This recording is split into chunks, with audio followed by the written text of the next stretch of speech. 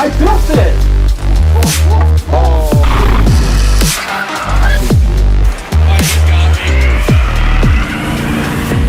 Hit the subscribe button! All right, welcome to this very simple episode of Team Rocket Garage. I got the most boring car in the world. To give you a breakdown on kind of the things that I'm used to, this is my Sentra. It's essentially a race car. That's my 240, my wife's daily, working air conditioning, working cruise, everything. There's my Mustang. It's basically a race car. There's my truck. It's got a 460 big block swapped into it. And so, just a 30-second backstory. I had a 1994 Jeep and we bought it for $1,000. It needed a transfer case. We put a lot of money into it to get the transfer case done. Then it was having some weird transmission problems. We fixed that. Then it was having fuel injector problems. We fixed that. Then it had wire harness problems. We fixed that. And then it caught on fire in my driveway. In fact, right over there. Whoa. I drove it while it was on fire right to here.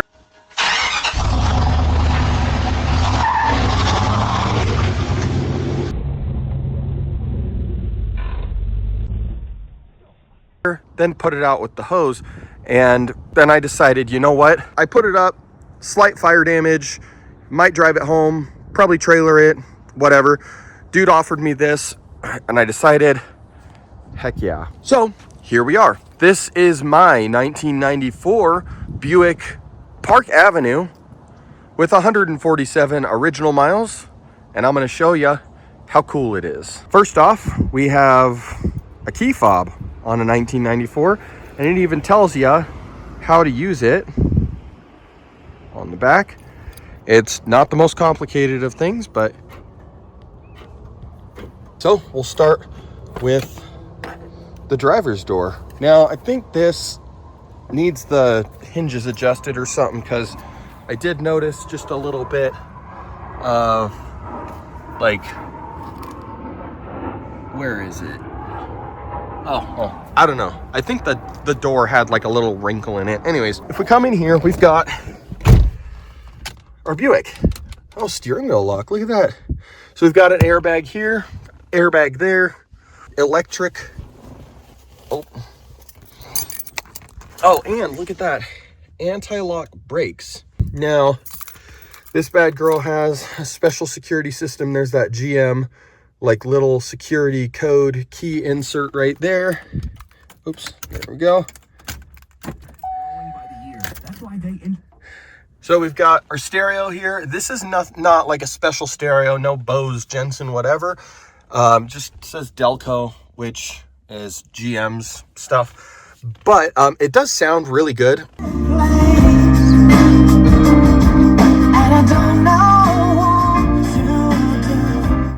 Anyways, I can't show you that forever because I don't want to get a copyright thing, but let me start over here and give you guys kind of the breakdown. So window lock unlock, so that controls if the people in the back can use their power windows.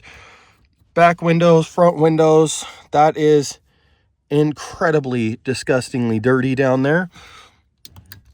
We got power seat tilt, front seat tilt, up, down, forward, back for the power seat right here. I gotta be honest, as far as leather goes, this is in incredible shape. Like, this here is fake leather, I'm pretty sure. Well, it is kind of stiff, so maybe that's... These seats, like, they're a little stiff. They're not the most plush thing. They're not as nice as my town car, but these are in incredible shape. So, yeah. So coming over here, we've got our trunk latch, fuel latch. We'll pop those open for you. That trunk comes up crazy, and it's got its own little power pull down. You got parking lights that are automatic, and then you got to reach way down in here to open the door. That's kind of crazy. And then this plastic with wood grain printed on it. All right, so then you've got a tilt wheel here. Not bad.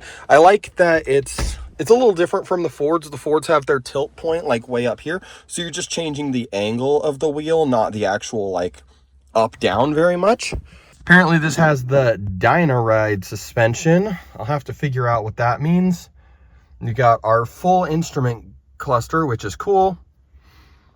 Again, our stereo, and then automatic climate control with dual zone, so you can control that over there. And then just your standard stuff over here on the passenger side. You've got cigarette lighter and everything right there. And then your glove box right there with a trunk release and oil reset, because apparently there's a oil notification in here. We're at 147,797. Let's check out the back. Oh, I guess I'm always afraid that I'm gonna close it and the doors will just lock automatically. Why, I'm not totally sure, but all right, so we're in the back here. We got leather seat, small armrest, nothing crazy. Oh, so this seat has been out. That's weird. Why would that seat have been out? Okay. All right. This was kind of sketchy because I traded a pretty junky Jeep for this. So I'm just waiting to find out what the actual problem is. Yeah, so we've got our lock, unlock, window, up, down, and then our cigarette lighter and ashtray. Oh, it's got its little cigarette lighter in there too. And then wood grain back here, clothes hanger, reading light, that's pretty cool, and your OS handle right there. Headliner's in pretty good shape, but this is something I just noticed. Look at that. It's a lamp monitor, so it'll tell you if any of your lights are bad. That's pretty cool. Programmable garage door opener, your mirror right there. And then you actually have two of these. Holy cow, that is luxury. And then this guy extends. Buick emblem on the pillar there. So here's our gas little area. It's got a little filler cap holder there, offset too, so it actually goes in. And yeah, a little power. And then there's actually an override back here, so you can actually manually open that if the power doesn't work. Now this trunk is a power pull down, so this actually pulls the trunk down. You've got your little basket here to hold things, and then there's your spare tire. Oh, there's some water in there. Holy cow. All right, well, that's a someday situation. Oh, cool. We got a power antenna that that doesn't work. Cool. This trunk is gigantic, like actually huge. And then instructions for manual release. And then we've got, oh, this is funny. Look, these are just like bent tubes. No sense spending money where you don't need to. And then you got your Buick emblem and your power pull down, which works really slow. There you go. Coming up over here, I'm not sure why, because it has the Buick Jeep Eagle dealership, Salt Lake, over here, but then it's got the Ford dealership sticker right here, so I don't understand that. Child security lock, so you can make it so the door can't be opened from the inside by your kids, so you know, you can take them to jail. You have a theft warning system, that's that key situation. And then yeah, one thing that's really cool about like these cars is they have a lot of weather stripping. If it wears out, it's a pain in the butt. However, this is all in really good shape, so you get a nice solid, oh yeah, got windows all the way around. And then we come up to the front, we've got that classic Buick front end. This really reminds me of a Roadmaster. There is a newer front end of this, and because the Roadmaster was discontinued, it never got the newer front end. I'm not sure if I like this front end or the newer front end more.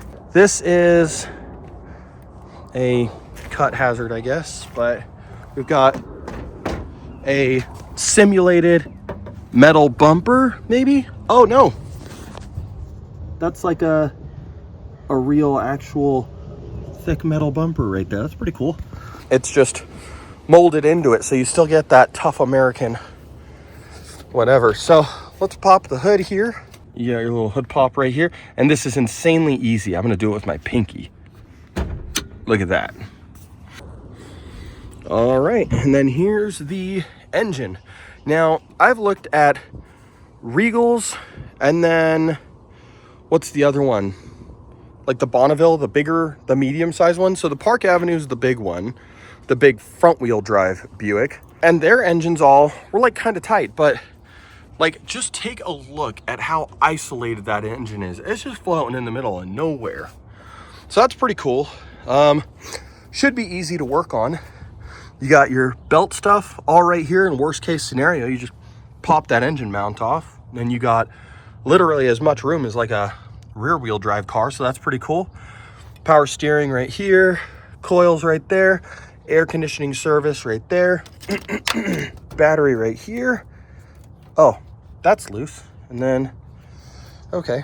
And then one thing I noticed immediately when the guy brought this here, I noticed this right there. This is coolant overflowing from here, so evidence of the car overheating, and there's brand new coolant in there. So you ever wonder why? Well, these front wheel drive V6s, they have coolant leaking problems with their intake manifolds. It's more common on the 3100, 3400, and the 2800 motors, because that's a kind of a different, it's a different engine platform, but the 3800 still has them. You can actually see down there, there's a bunch of coolant. It's just wet down there, no good. So this is gonna need an intake manifold, but not a big deal.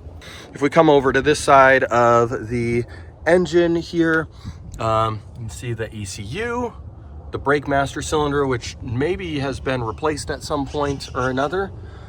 Transmission fluid there. We've got some clean, new looking connectors right there. Not sure what that's about. And then, oh, this must be the Dynaride suspension, which, let's see, so here's like a access point. Cool, so this thing has like air ride on it, I guess. All right, I'm seeing this guy right there is kind of shiny, so it stands out. I think that's actually your transmission controller. It tells it whether you're park, neutral, drive, whatever. Oh yeah, this, whoops, this cable that goes to it goes right up into the cab. EVAP canister down here, easy to get to, not totally secure, but washer fluid, that's full. It looks green, so I was like, is that coolant? But no, it smells like washer fluid. And then you got your intake over here, filter. Looks like it's pretty easy to get to. Just kind of split it open like a book and pop her in.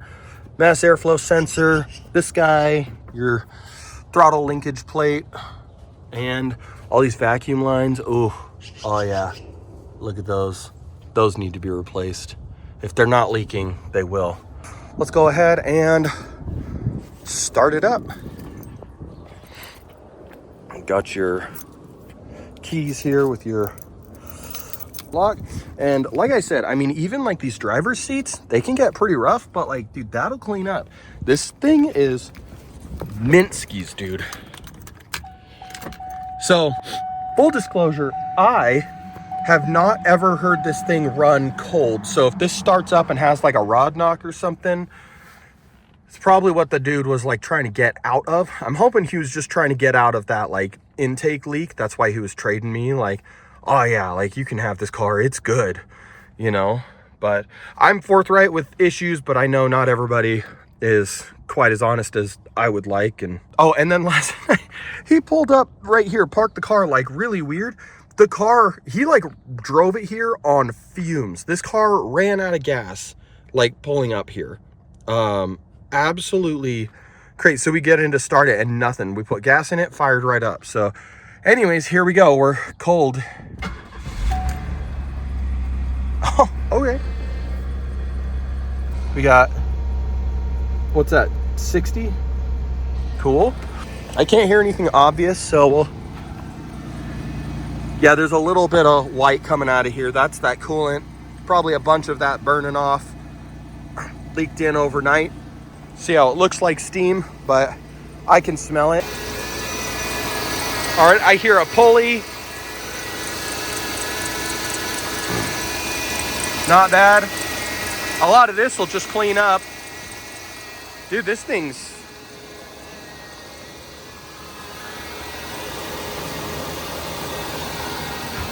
I think it needs some power steering fluid.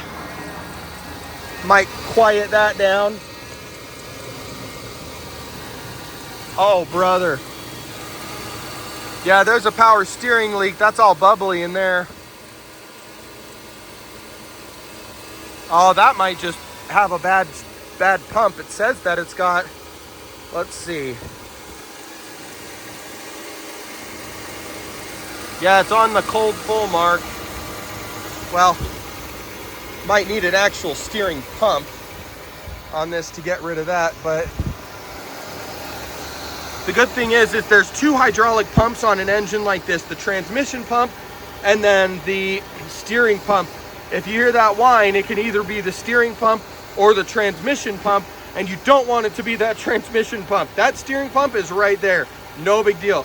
That transmission pump, however, you got to take the transmission that way and the engine that way, and then pull it out that way, and then reseal, and then at that point you might as well do a new transmission pump. But at that point you're literally have the transmission open, so it's kind of like, why not rebuild it? It's just a freaking off you go. So cool, dude. This thing is, I'm okay.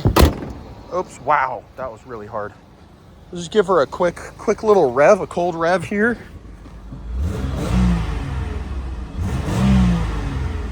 All right.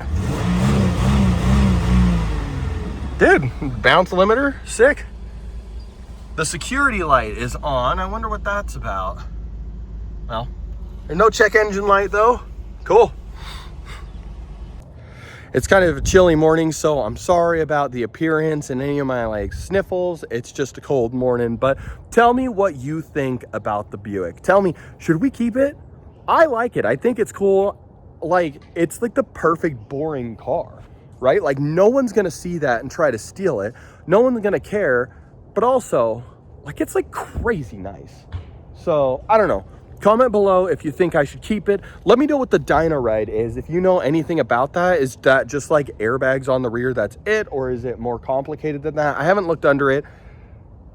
Yeah, I don't know. I'm trying not to be excited, but I love these old, cool, like, American car. Dude, it's a cruiser. She's a cruiser. Anyways, hit the subscribe button. I love you. Thanks for watching. Bye-bye. Wow.